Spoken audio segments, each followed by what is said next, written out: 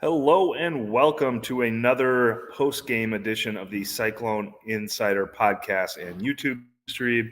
He's Randy Peterson. I'm Travis Hines, coming to you from inside Boone Pickens Stadium after another disappointing showing from the Iowa State offense in a 20-14 loss to a depleted Oklahoma State team.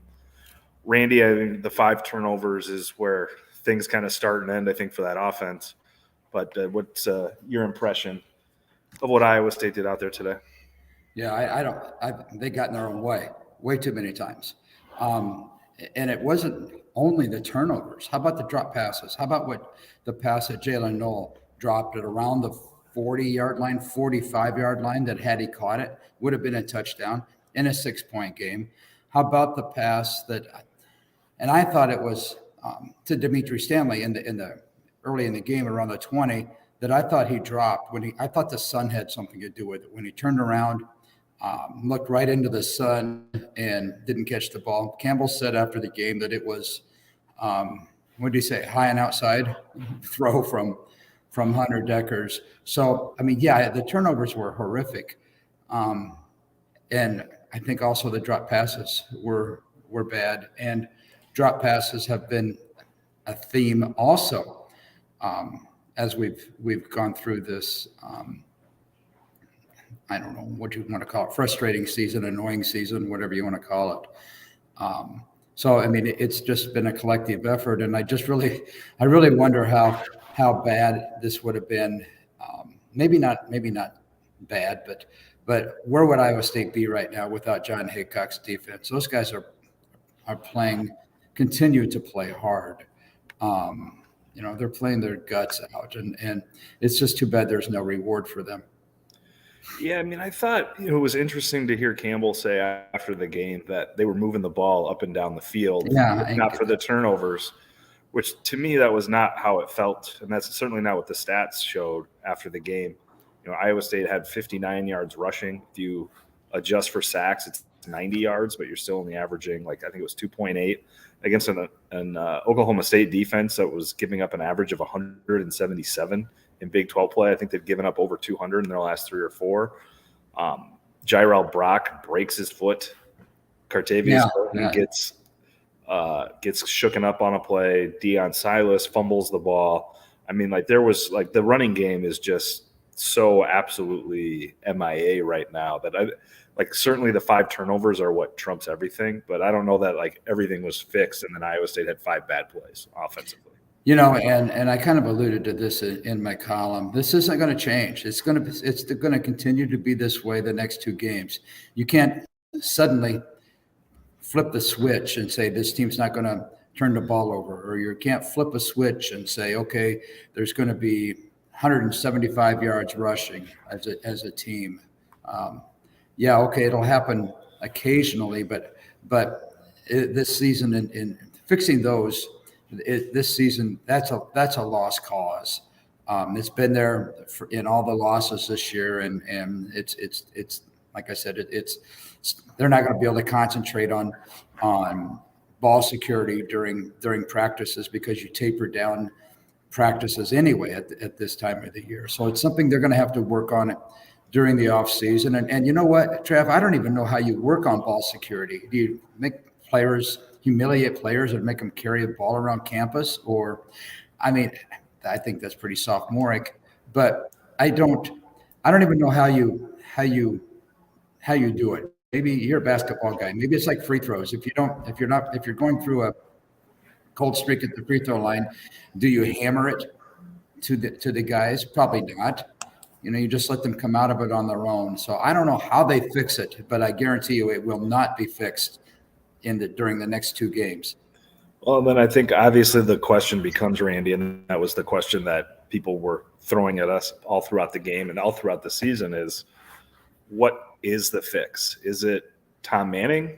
Is it scheme? Is it players? And Campbell is pretty opaque in his public comments, but what he has said, I do not get the impression that there's a frustration with the offensive coordinator. I think he puts it solely on the execution of the players. Maybe not solely, but the lion's share Players, formations, and plays. Well, Yeah. I guess formations and plays would be coordinator-like, but yeah.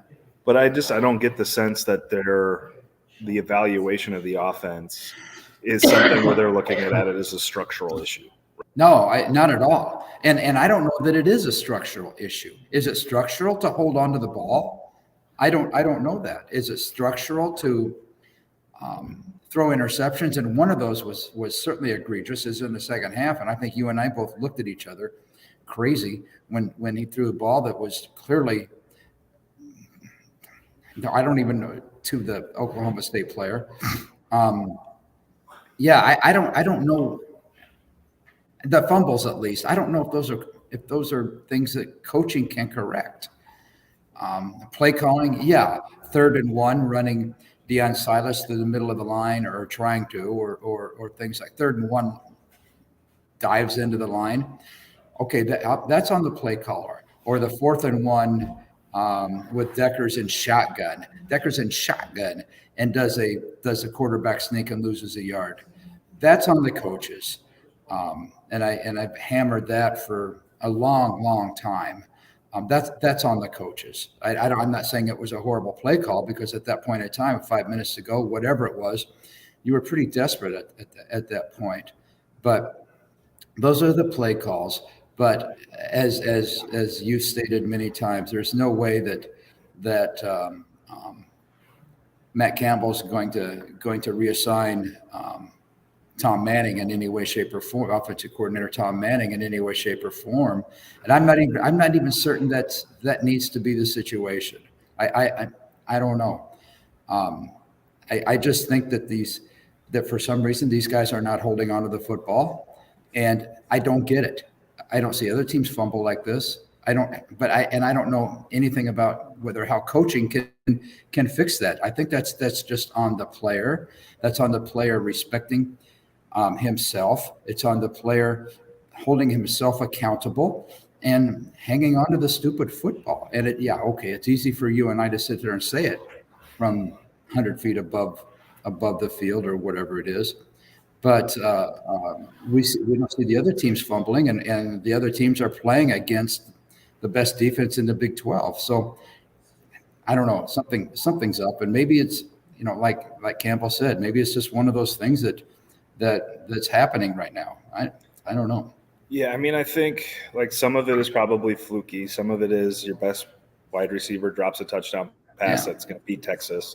Some of it is your second best wide receiver drops a touchdown that's going to beat Oklahoma State. But I do think stretched over the course of eventually 9 league games, the offense has been mediocre to terrible for the entire stretch of that, minus the fourth quarter last week against West Virginia. I don't know that you can just run everything back again next year as a status quo. What the changes are, if it's personnel, if it's scheme, if it's position coaches, I mean, we'll see. But I don't know that you can look at what Iowa State's done on the offensive side of the ball this year and not be faced with some hard choices if you're Matt Campbell, because it just has not been very good. And how do you have belief in your system if you're Campbell because of what you've done for the last 5 years? Or do you look at it as we had the best quarterback in school history, 2 of the best running backs in school history, the best tight end in school history, 2 of the best wide receivers in school history, but 3 of them really, when you got Alan Lazard, Akeem Butler, and now Xavier Hutchinson, did that paper over structural issues that were never really working but were being overcome? I don't know the answer to that. I'm not advocating it for one way or another, but I think you got to look at it pretty cold and calculating if you're Matt Campbell this offseason, because offensively this year has just been, I don't know if debacle is too strong a word, but not far off. I don't think it's far off at all. And we can't underplay the role, and you mentioned a little bit there, of the running back situation. I mean, it's been I'll use it. It's been a debacle. It's been a huge debacle. And it's been injuries. It's been about injuries. What this debacle allowed us to see, though, and the staff to see, was that Cartavius Norton just might be a pretty good running back. And we'll see what happens down the road. But that's been a positive out of the negative of the offense, and in particular the running game. He's had more of a chance to run the ball than he probably would have gotten because Jyrell's been hurt, and now, as we mentioned, he's out for the year with a broken foot. So I don't know. It starts with a running game, and our opponents aren't stupid. They know that Iowa State can't run the ball, so they load up to stop the pass. They don't care about if Iowa State beats them, starts rushing the football for decent gains. Okay, then maybe you start concentrating on it. But that's certainly not been the case. And I'm not defending Hunter Deckers either, because he threw some bad balls today. He's thrown some bad balls the last few games. It's just a collective effort of the whole offense. But I don't think we can underplay the role that a banged up, or the role that a healthy offensive line would have met for this team, or offensive running back. And you got me. Yeah. Don't even talk about the offensive line. Yeah, I mean, I think the offensive line is probably where all the offseason discussions are going to have to start, because that group has not performed, and they've been healthy, and they've had consistency, and they've had continuity in terms that we have not seen at Iowa State the last few years, and they're still, struggling up front. I mean, there was a couple of short yardage plays where they got absolutely obliterated by Oklahoma's State's, frankly, has not been a very productive defensive line this year. So I think that's where it starts and finishes. I mean, I don't even know if we need to talk about – I mean, it's the exact opposite on the other side. We're having the same discussion about offense every week, and they're having the same discussion about defense too, is that they more than do enough to put Iowa State in the position to win, but Iowa State's offense unable to get the job done. Randy, 2 games left at home against Texas Tech next weekend, followed by a trip to TCU. If we take the 5-7 bowl game discussion off the table, which I think is a possibility given Iowa State's APR, but if you take that off the table, what are you looking for in the next 120 minutes of Iowa State football that very well could be the end of the season for these Iowa State Cyclones? Well, I'm kind of like Campbell. I kind of feel for the seniors, and he made a little bit of a passionate speech about them to us after the game. I'm looking for the seniors. I'm looking towards Xavier Hutchinson, who thankfully broke Alan Lazard. Not thankfully for Lazard, but who broke Alan Lazard's career pass reception record today. So put Xavier Hutchinson right there among Iowa State's best. I want to see Will McDonald get the career sack record. I mean, he's 1 away from tying the Big 12's record. He's 1 away from tying, and he's 2 away from breaking. I want to see him get that. I mean, he deserves that. He deserves that record with only 2 games to go. Man, I don't know. That's pretty much what I want to see. I want to see the seniors finish on a as high a note as they can, because I don't think it's going to be in a bowl game.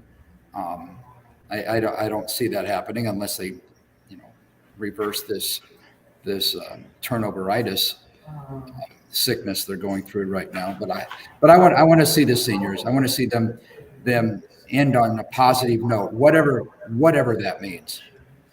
He's Randy Peterson. I'm Travis Hines. This has been the Cyclone Insider podcast and live stream following Iowa State's 20-14 loss to Oklahoma State in Stillwater. Cyclones now 4-6 on the year, 1-6 in the Big 12 with 2 to go. Be sure to check out DesMoinesRegister.com for all your coverage from today's game and heading into next week. Thanks for listening, and we'll talk to you.